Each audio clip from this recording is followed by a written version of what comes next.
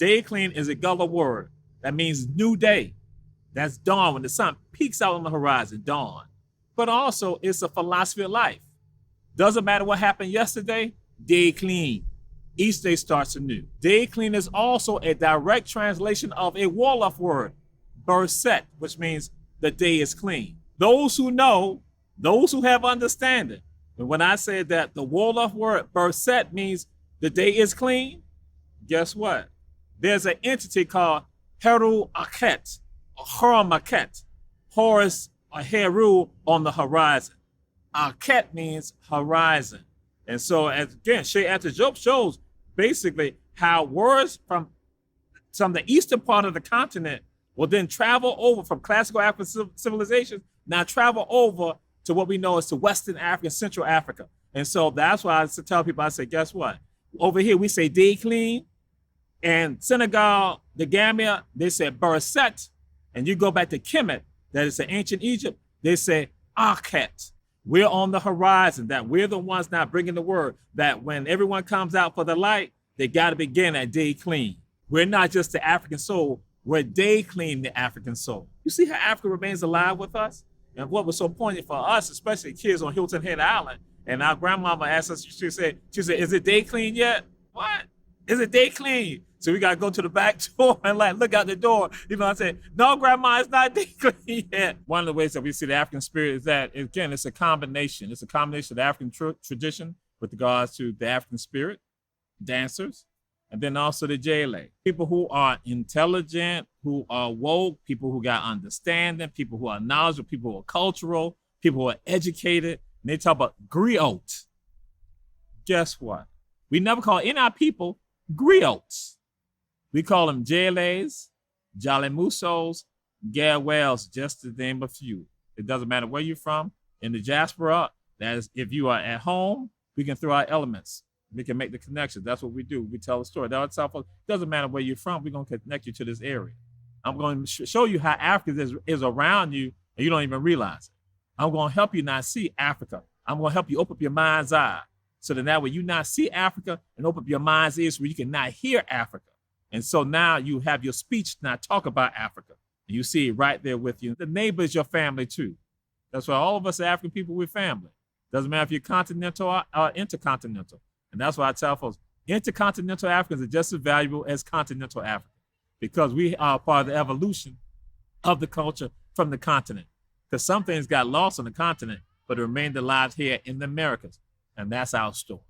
If you're from Argentina, we're going to throw it out there. If you're from Peru, we're going to talk about it. We're going to talk about how you got the songs that's connected to the Africans who come over there. We're going to talk about, if you're from Mexico, we're going to talk about, the mines that were mayors in northern Mexico were wearing black masks on their face, for celebrations, because it's in tribute to or in memory of the overseers that were in the mines, that were the Africans. I talk about Yanga, I talk about that. Or if I got to go up to Nova Scotia and Newfoundland and go and talk about that. When you look at something called the NHL, the National Hockey League, that you look at a brand of hockey that came from black folks who were in Nova Scotia and Newfoundland who played hockey like that. That now just expands. So now people are looking like, what? I never knew that. That's the job of the Djeli. The Djeli know the great things about who you are, and they know the not so great things about who you are. And depending on how you functioning, they're gonna applaud you. They're gonna give you the credit. They're gonna celebrate you. But then if you go a little too out of control, they're also not gonna bring you down, because they can know the other negative side. There's this force that is called Nyama. Nyama is said to be a force that's uncontrollable. Wow, untamable. That it is all over the place, and that it's powerful force, and that you have to have two entities that can control the Yama, that can harness it, and not be able to take control of it and then help the people. One of them is the blacksmith.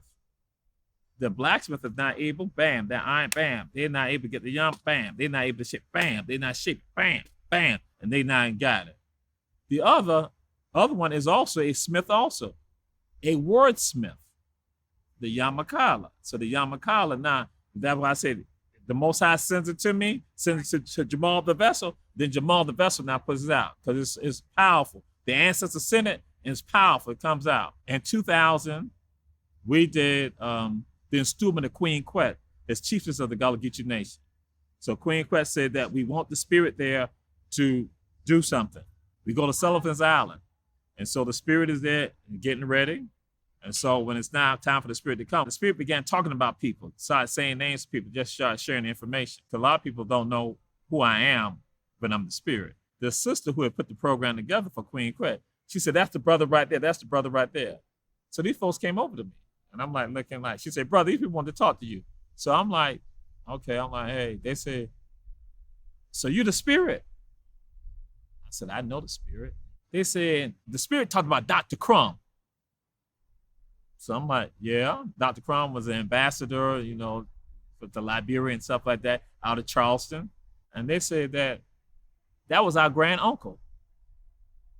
We just came down from New York just on a humbug and said that we just came down here because, you know, we say our family from Charleston, we've not been to Charleston. So the brother said, me and my wife and my sister drove down here from New York.